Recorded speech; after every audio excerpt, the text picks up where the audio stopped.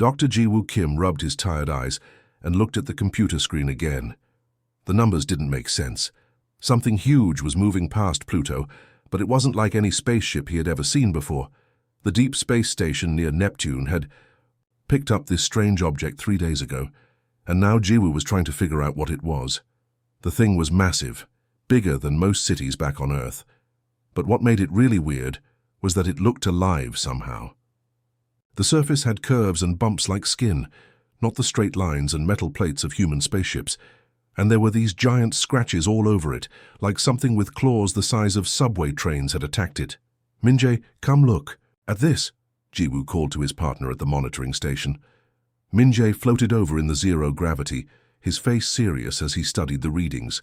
"Is it dead?" Minjae asked, pointing at the bio readings that showed almost no life signs. "Mostly," Jiwoo replied, "but there's something still alive in there. Just barely." The two scientists knew they had to investigate.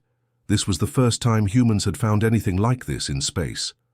They called for a rescue team and prepared to board the mysterious vessel. Captain Do-Yeon Park led the rescue mission with 5 other crew members. When their ship got close to the alien vessel, everyone went quiet. Up close, the thing was terrifying. The hull looked like it was made of bone and flesh mixed together. Those giant claw marks were everywhere, and some of them went deep into the ship's body. "Stay alert," Captain Park warned as they cut through the hull. "We don't know what's waiting for us inside." The inside of the ship was like walking through the belly of some giant beast. The walls were soft and wet, and strange liquids dripped from the ceiling. Emergency lights flickered weakly, casting scary shadows everywhere. The smell was awful, like rotten meat mixed with chemicals. They found bodies everywhere. Alien bodies, but not like anything from movies. These creatures were tall and thin with too many arms. Their skin was grey and covered in scales. Most importantly, they all looked terrified. Whatever had killed them, these aliens had been running from it. "Over here," called researcher Boyoung Lim. She had found one alien that was still breathing, barely alive in what looked like a medical bay. The creature was dying, but it had some kind of translation device attached to its head. When Jiwoo knelt down beside it, the alien's eyes opened wide with fear. Its hand, if you could call it a hand, grabbed Jiwoo's arm with surprising strength. You must warn them," the alien whispered through the translator. The voice was weak and full of pain. "The Ravagers. They come for your world." "What are Ravagers?" Jiwoo asked gently, trying to keep the creature calm. "Death. Hunger. They eat everything," the alien continued, its grip getting weaker. "We ran, tried to escape, but they caught us. Your world, so blue, so much life, so much flesh for them to harvest." The alien's eyes rolled back, and its breathing became shallow. "They will come. Soon. Warn your people. Don't let them land. Don't let them." The creature went still, and the translation device went silent. The rescue team looked at each other in horror. Whatever these Ravagers were, they had completely destroyed a spaceship full of advanced aliens. And now they were coming to Earth. Far away in the cold darkness of space, something ancient and terrible was waking up. The Ravager fleets had been sleeping for almost 200 years, drifting between the stars like massive nightmares waiting for their next meal. These weren't ships built by any civilization. They were living creatures, each one the size of a small moon, with millions of smaller hunters living inside them like parasites. The fleet Queen Vexthar was the largest of them all, her body stretched for hundreds of miles covered in thick armor that had grown over thousands of years of hunting. Inside her massive skull, primitive thoughts stirred as her biosensors picked up something interesting from a distant star system. There was a small blue planet orbiting a yellow sun, and it was absolutely crawling with life. Vexthar extended her sensory organs into the solar wind, tasting the particles that had traveled across space from this new world. The flavor made her massive body shiver with excitement. This wasn't just any planet. This was a buffet beyond her wildest dreams. The readings showed billions of large creatures living on the surface, plus countless smaller ones. The atmosphere was thick with oxygen, perfect for supporting the kind of rich, meaty life forms that the Ravagers loved most. Around her, Other hive ships began to wake up as the chemical signals spread through space. Each ship was controlled by a different queen, but they all answered to Vexthar. There was Queen Mordak, whose ship specialized in atmospheric hunting, and Queen Zephyra, whose creatures were perfect for underwater attacks. Dozens of other queens stirred from their long sleep, their ships groaning and stretching as massive muscles came back to life. The Ravagers had been traveling through the galaxy for millions of years, always searching for their next feeding ground. They would find a world full of life, strip it completely bare, and then move on to the next one. Behind them, they left nothing but dead rocks floating in space. They had consumed the proud warrior race of Kepler 442b in just 6 months. The peaceful farming civilization of Proxima Centauri b had lasted only 3 weeks. Entire star systems had been picked clean by their endless hunger. But those hunts had been centuries ago, and the Ravagers had been surviving on scraps ever since. They had found a few small colonies here and there, maybe a research station or 2, but nothing that could really satisfy their massive appetites. The younger hunters were getting restless, and some of the smaller queens were starting to challenge Vexthar's authority. Now everything was about to change. This blue world, Earth the biosensors called it, was perfect. The readings showed not just billions of the dominant species, but also millions of other life forms. There were creatures in the oceans, animals running across vast lands, and birds filling the skies. It was like finding an all-you-can-eat restaurant after starving for months. Vexthar let out a sound that was part roar, part song, and part hunting call. The other queens responded immediately, their own voices joining the chorus. Across hundreds of miles of space, the message was clear. The feast was about to begin. The armada slowly turned toward the Sol system, their massive bodies moving through space like a pack of cosmic wolves heading toward a flock of sheep. The first sign wasn't a message or a warning shot. It was the rain turning deadly. People in Tokyo noticed it first, the morning drizzle that burned through umbrellas and melted car roofs like they were made of sugar. Within hours, the same acid rain was falling in New York, London, and Sydney. The Ravagers had arrived, and they weren't interested in talking. Dr. Jiwoo Kim watched the news from the underground bunker, where world leaders had gathered. His warning from the dying alien had come too late. The attacks were already happening, everywhere at once. The creatures weren't just dropping acid, they were changing Earth's entire atmosphere, making it easier for them to breathe and harder for humans to survive. The sky above major cities began to glow with an ugly green light as massive organic shapes descended through the clouds. These weren't metal spaceships. They looked more like flying mountains made of bone and flesh. Each one was covered in holes that opened and closed like breathing pores, releasing more of the poisonous atmosphere. Then came the drop pods, thousands of them, falling from the organic ships like deadly rain. Each pod was about the size of a school bus, pulsing with its own heartbeat as it crashed through apartment buildings and office towers. When they hit the ground, they split, open like rotten fruit, releasing the hunters inside. The creatures that emerged were nothing like the dead aliens Jiwoo had found in space. These Ravagers were built for killing. They stood 12 feet tall on powerful legs, with arms that ended in claws sharp enough to cut through steel. Their heads were mostly mouth, rows and rows of teeth designed for tearing meat from bone. But the worst part was their eyes. They were intelligent. These weren't just mindless beasts. They were thinking, planning predators. President Minho Park stood in the emergency command center, watching Seoul disappear under waves of acid and alien hunters.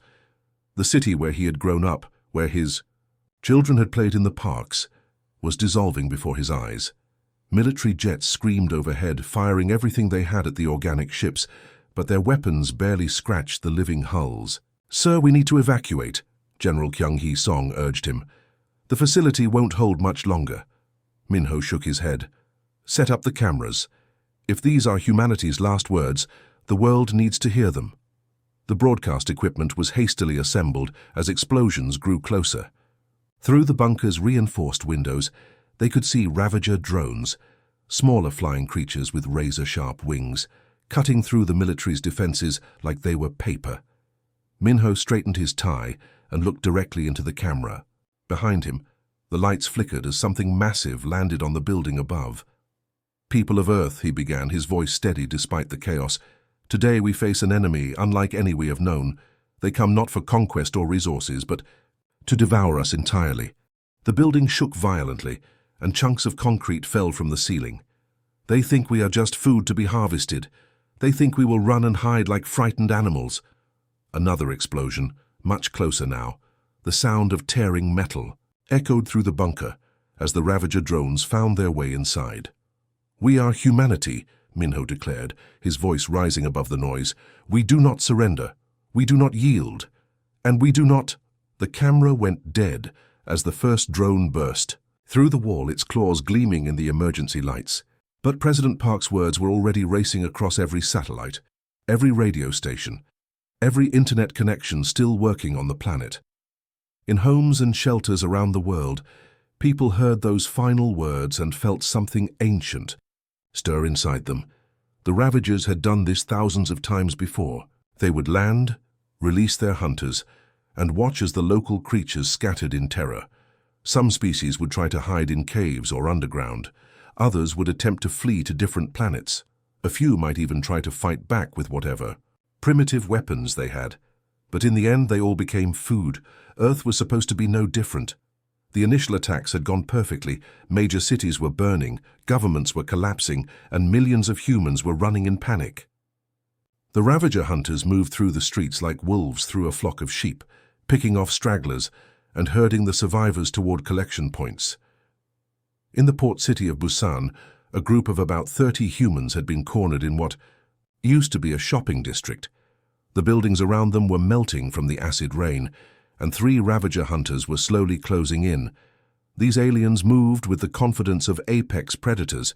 They had done this dance countless times before. Hyunwoo. Choi pressed his back against the rusted remains of a car, clutching a steel pipe he had pulled from the wreckage. The 40-year-old factory worker had never been in a fight in his life. He paid his taxes, worked overtime when asked, and spent weekends playing with his daughter in the park.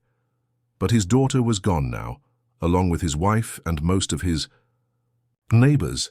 The lead Ravager stepped closer, its massive head tilting as it studied the cowering humans. Its mouth opened slightly, revealing rows of teeth designed for ripping flesh. In its mind, this was already over. These soft creatures would cry and beg, maybe try to run, and then become another meal. That's when something inside Hyunwoo snapped. It wasn't courage or heroism. It was something much older and deeper. For millions of years, his ancestors had been hunters themselves. They had chased down prey across African plains, worked together to bring down animals 10 times their size, and fought off predators that wanted to make them into dinner. "No," Hyunwoo said quietly, then louder. "No!" He charged forward with the steel pipe raised above his head, letting out a scream that didn't sound entirely human. The Ravager was so surprised that it actually took a step backward. In all its hunts across the galaxy, prey had never attacked first, but Hyunwoo wasn't alone. Bookstore owner Minji Kim grabbed a broken piece of concrete and followed him. Student Jamin Lee picked up a shard of glass. Office worker Sun-hee Park found a heavy wrench. One by one, the entire group started moving forward, their voices joining. In a battle cry that echoed off the ruined buildings, the Ravagers had never seen anything like it. These weren't the frightened creatures they had expected. These humans moved like a pack, surrounding the aliens and attacking from all sides. The steel pipe cracked against alien armor. The concrete chunk smashed into a creature's knee joint. The glass shard found a gap between armor plates. The lead Ravager roared in confusion and pain as 20 humans swarmed over it like angry ants. Its claws raked across Hyunwoo's chest, but 3 more humans immediately took his place. When one person fell, 2 others filled the gap. They fought with a coordination that seemed impossible for a species that had supposedly never worked together. Similar scenes were playing out across the planet. In the ruins of Mumbai, a group of street vendors used their carts as weapons. In what was left of Detroit, auto workers welded together makeshift armor and hunted Ravagers through the abandoned factories. 3 months had passed since the world ended, and Dr. Yoonji Lee was elbow-deep in alien guts again. The underground laboratory beneath Seoul National University had become her second home, lit by flickering emergency lights and smelling like a mix of chemicals and rotting fish. On the metal table in front of her lay her 15th Ravager specimen. Its massive body split open to reveal secrets that might help humanity survive. "This is interesting," she muttered to herself, using tweezers to pull apart the creature's lung system. The organs were huge but incredibly inefficient, designed for the thin atmosphere of space, not the thick air of Earth. "You poor things are basically drowning every time you breathe down here." Her assistant, graduate student Woojin Park, looked up from his microscope. "That explains why they move so slowly on the surface. Back in space, they probably move like lightning." Yunji nodded, making notes on her tablet. Every dead Ravager taught them something new. The creatures had evolved in zero gravity, which meant their bones were lighter than they looked. Their joints weren't designed to carry their own weight for long periods. Most importantly, their blood didn't circulate properly in Earth's gravity, which is why they got tired so quickly during long fights. "They're perfect killing machines," she said, "just not on our world." Above ground, Colonel Tae-hyun Kim was putting this information to deadly use. The former Special Forces officer had spent the last 3 months watching how humans fought when their backs were against the wall, and he had noticed something remarkable. When people stopped thinking and started acting on instinct, they moved, like their ancient ancestors, like pack hunters who had once chased down mammoths and saber-toothed tigers. "Listen up," he told the group of survivors gathered in the abandoned subway station. They weren't soldiers. There was a teacher, 2 mechanics, a nurse, and a teenager who had lost his family in the first wave. But they had all learned to kill Ravagers, and that made them more valuable than any formal military training. "These things are used to hunting alone or in small groups," Tae-hyun explained, pointing to sketches on the wall. "But humans, we've always been pack hunters. We surround our prey, we take turns attacking, and we never give them a chance to rest." He had developed what he called the wolf pack method. 8 to 12 humans would track a single Ravager, following it until the creature became exhausted from breathing Earth's thick air. Then they would attack from all sides, not trying to kill it quickly, but wearing it down like wolves bringing down a buffalo. "Remember, you're not trying to be heroes," Tae-hyun continued. "Heroes die fast. You're trying to be hunters. Strike, retreat, let someone else strike, retreat again. Keep moving, keep the pressure on, and eventually even the biggest predator falls down." The method worked better than anyone expected. Mechanic Kyung-soo Han had used it to take down 3 Ravagers in the past week. Teacher Bo-hyun Seo had led a pack that cleared an entire apartment building. The teenager, Si-woo Yoon, had become so good at reading Ravager movements that other groups specifically requested him as a tracker. Word spread through the underground networks that connected survivor groups across the world. In the tunnels beneath London, former accountant Gabby Chen adapted the Wolfpack method for the narrow underground passages. In the subway systems of New York, a group led by ex-construction worker Devon Williams used pack tactics to hunt Ravagers. Through Grand Central Station, the aliens had made a crucial mistake. They had assumed humans were just another prey species, soft, weak creatures that would panic and scatter when faced with superior predators.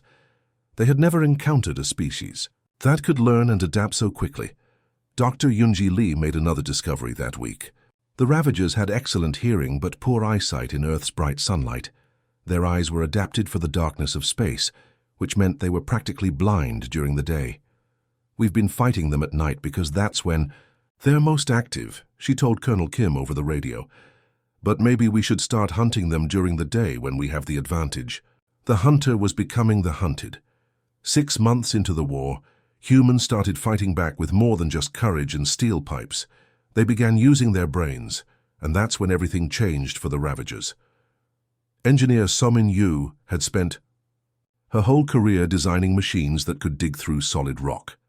Now she was in an abandoned mine in South Korea, welding together something that would have given her old safety inspector nightmares.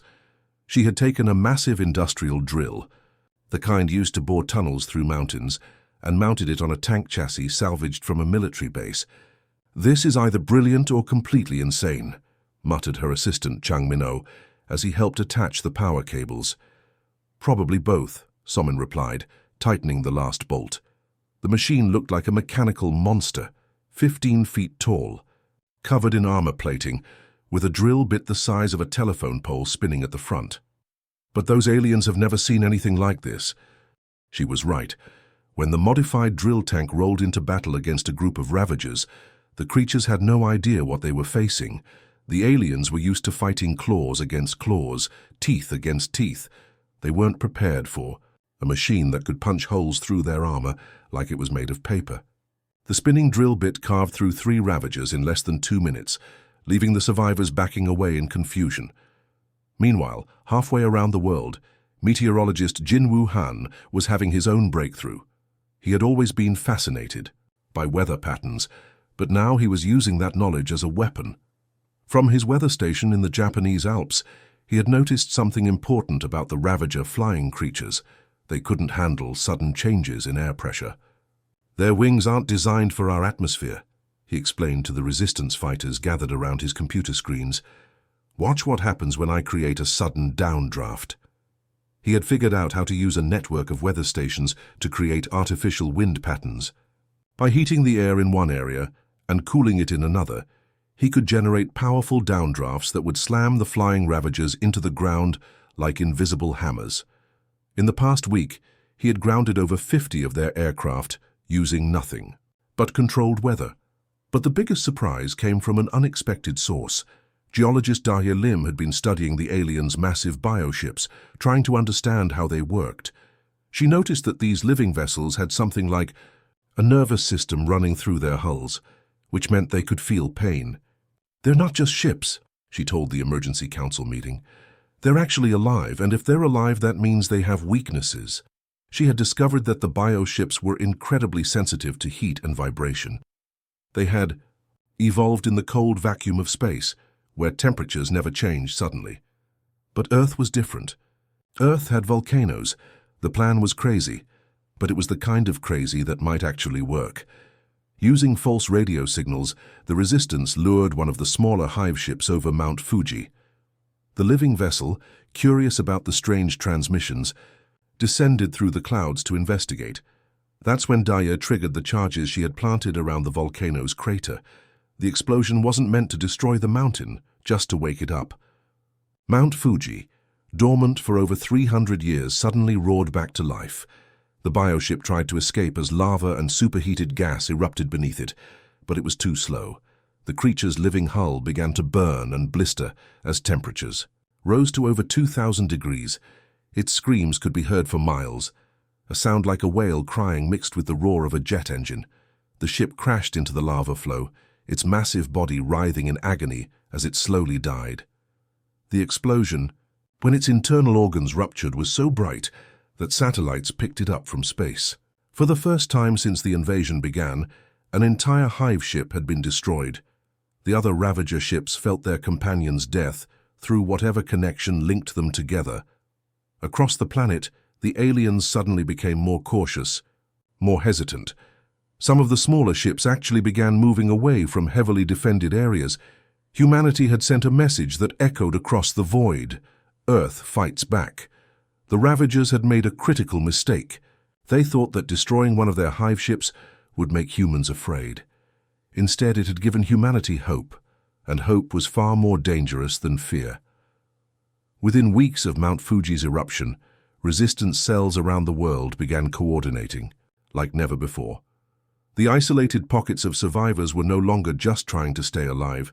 They were actively hunting the aliens that had invaded their world. What started as desperate self-defense had transformed into something much more organized and deadly. Dr. Nyeoncho had been a virologist before the invasion, working on treatments for the common cold. Now she was working with something far more interesting, Ravager biology. In her makeshift laboratory built inside an abandoned subway car, she had made a discovery that changed everything. "They reproduce incredibly fast," she explained to the Council of Resistance leaders gathered around her computer. "A single Ravager can create dozens of offspring in just a few weeks. That's how they've been able to spread across the galaxy so quickly." She pulled up microscopic images of Ravager cells on her cracked laptop screen. But here's the interesting part. Their rapid reproduction makes them vulnerable. Their DNA doesn't have the same error-checking mechanisms that ours does. If we introduce the right kind of virus, their own reproductive system becomes a weapon against them. The virus she had created was elegant in its simplicity. It looked like a normal part of Ravager biology, so their immune systems didn't fight it. But once it got inside their cells, it started rewriting their genetic code.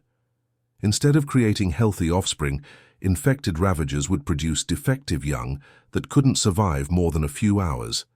It's not fast, Nayon admitted, but it's permanent. Any Ravager exposed to this virus becomes unable to reproduce. Give it a few months, and their entire species starts dying out. While Nayon worked on biological warfare, Colonel Seonghwa, Zhang was preparing for a more direct approach. The former Marine had spent the past month studying the massive hive ship that floated above the Pacific Ocean. Unlike the smaller ship that had died at Mount Fuji, this one was enormous, easily the size of Manhattan, with millions of Ravagers living inside its bioorganic hull. "We're not trying to destroy it from the outside," he explained to his assault team as they prepared their captured alien aircraft. "We're going inside, finding the nerve center, and killing it from within." The team he had assembled was unlike any military force in human history. There was Hyunwoo Kim, a former video game designer who had become an expert at reading alien technology. Chae-young Park, a surgeon who had learned to operate on living alien ships. Dongmin Lee, a mountain climber who had figured out how to navigate the organic corridors inside Ravager vessels. They weren't soldiers in the traditional sense. They were specialists who had learned to fight an enemy that military academies had never prepared for. The insertion was terrifying. Their stolen biofighter approached the hive ship's hull, which pulsed like a massive heart. Breathing openings the size of subway tunnels opened and closed randomly across the surface. The ship's immune system, living antibodies the size of cars, patrolled the exterior looking for threats. "Remember," Seonghwa whispered into his radio as they slipped through one of the breathing pores, "we're not here to fight everything we see. We find the brain, we kill it, we get out." Inside the hive ship was like being swallowed by a living mountain. The walls were soft and wet, covered in veins that carried nutrients throughout the massive organism. Pools of bioluminescent fluid provided dim lighting, casting strange shadows that moved and shifted as the ship's organs pulsed around them. They moved through corridors that contracted and expanded like arteries, past chambers filled with sleeping Ravagers, toward the center, where the ship's brain would be located. Every step took them deeper into the belly of humanity's greatest enemy. Behind them, across every continent on Earth, similar hunts were taking place. The predators had become the prey, and humanity was closing in for the kill. The final hive ship was dying, and it knew it.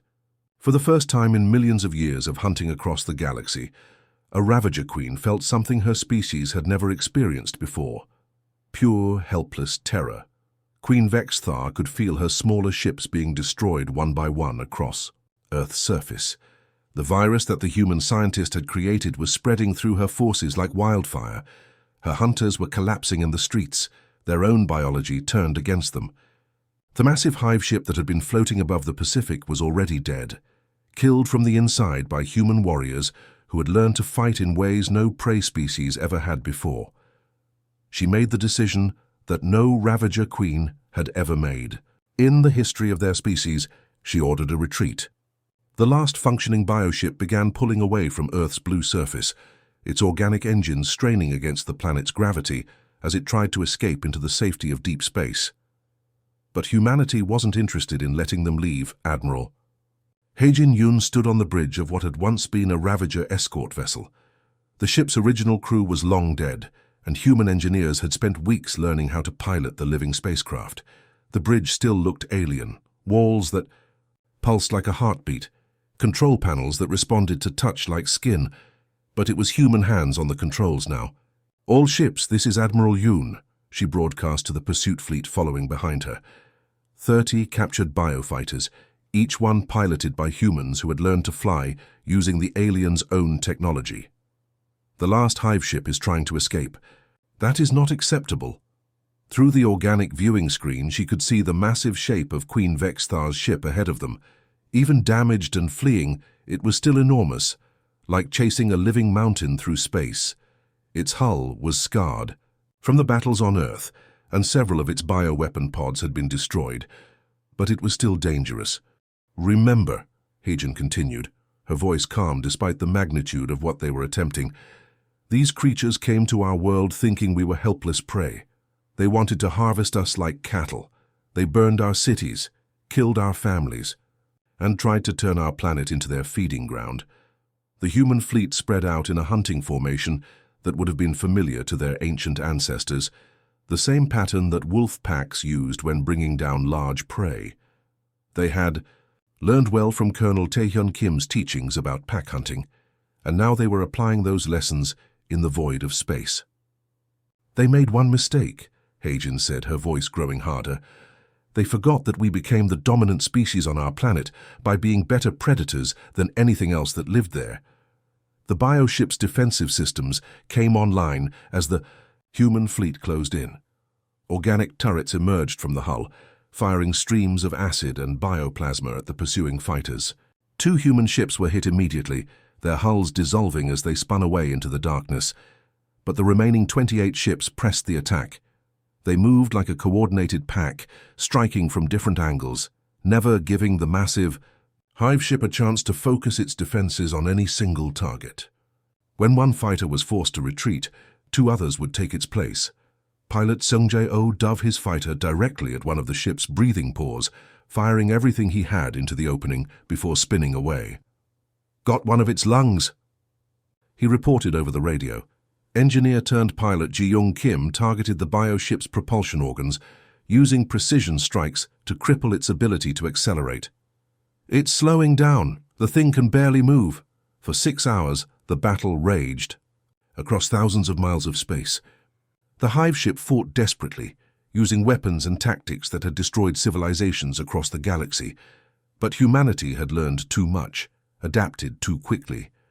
Every defense the Ravagers used, the humans found a way around. Inside the dying hive ship, Queen Vexthar felt her body shutting down as critical organs were destroyed. In her final moments, she experienced something no apex predator should ever feel. She understood what it was like to be hunted by something smarter, more determined, and more vicious than herself. The last Ravager died alone in the cold of space, and with her died the threat that had consumed countless worlds across the galaxy. 2 years after the last Ravager died screaming in the void, Earth looked like a completely different world. The blue planet that had once been seen as easy prey now bristled with living defenses that would make any potential invader think twice about attacking.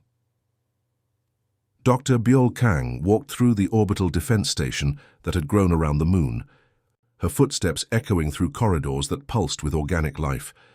The station wasn't built, it was grown, using modified Ravager biotechnology that human scientists had learned to control. Living walls filtered the air, organic computers processed information faster than anything humanity had built before, and weapon systems that could think for themselves watched the darkness of space for any sign of threat. "Any new contacts today?" she asked her assistant Gunwoo Shin as she settled into her command chair that adjusted itself to her body like a living thing. 3 refugee ships detected at the edge of the system, Gunwoo replied, pulling up the data on screens that resembled giant eyes. They're broadcasting distress signals in 17 different languages. Looks like survivors from the Kepler system. Byul nodded. Over the past year, they had received dozens of refugee ships, survivors from worlds that the Ravagers had attacked before coming to Earth. Some were from civilizations that had been partially consumed before the hive fleets moved on. Others were from planets that had heard about the Ravagers' destruction and fled before the hunters could arrive. All of them had the same reaction when they learned that Earth had not only survived a Ravager invasion, but had completely wiped out the entire species. "Send the standard welcome message," Byul instructed, "and dispatch Captain Min Seok-yeo's patrol fleet to escort them in." The patrol fleet was something new in the galaxy, human-controlled bioships that looked like a cross between Ravager vessels and Earth sea creatures. Humanity had taken the aliens' living technology and improved it, creating ships that were faster, smarter, and more deadly than anything the original Ravagers had ever built. Captain Min Seok flew the lead ship, a sleek predator that could accelerate from 0 to near light speed in seconds. His crew was a mix of former military personnel and civilians who had learned to fight during the invasion. Like everyone else who served in Earth's new space forces, they had one simple motto: never again. Refugee vessels. This is Captain Yo of the Earth Defense Fleet, he broadcast as his ships approached the frightened aliens. You are now under the protection of humanity. No one will hurt you here. The response from the refugee ships was always the same, a mixture of relief and disbelief. Most alien species still couldn't understand how a single world had managed to destroy the galaxy's most feared predators. Back on Earth's surface, the planet itself had changed. Cities were rebuilding, but they were different now. Buildings grew. From the ground like living trees, their bioorganic walls able to heal themselves and adapt to threats. Parks and forests had been replanted with hybrid vegetation that could survive in the altered atmosphere the Ravagers had left behind. But the biggest change was in humanity itself. The invasion had awakened something primal in the human species. A reminder that they had once been apex predators themselves, before civilization had made them soft. That wildness was still there, carefully controlled but never forgotten. When the Zephyrian delegation arrived from the Andromeda system, they came expecting to meet with fellow prey species, survivors who would understand their fear of cosmic predators. Instead, they met with beings who moved with the quiet confidence of hunters. "We heard you destroyed the Ravagers," Ambassador Zelnara said during the first diplomatic meeting, her tentacles writhing nervously. "Our historians said that was impossible. The Ravagers had never been defeated. President Seoyeon Lim, who had been elected after the war ended, smiled in a way that made the alien diplomat suddenly very uncomfortable. The Ravagers made a simple mistake," she said. "They came to our world thinking we were prey. But humanity didn't become the dominant species on Earth by being victims. We became dominant by being better predators than anything else on our planet." She gestured toward the window, where Earth's bioorganic defense stations could be seen growing in orbit like deadly flowers. "We learned from them, and then we became something they could never handle. We became hunters who could think, plan, and adapt faster than they could." The message spread quickly through the galactic community. Earth was no longer just another world. It was the home of the species that had done the impossible. They had hunted the hunters to extinction. And now, humanity was expanding into space, carrying that same predatory determination to the stars. They weren't conquering worlds or enslaving species. Instead, they were taking on the role the Ravagers had once filled. They were becoming the apex predators of the galaxy. The difference was that humanity protected instead of consumed, defended instead of devoured. But any species that threatened, innocent worlds would learn the same lesson the Ravagers had learned. Sometimes the prey fights back, and sometimes the prey wins.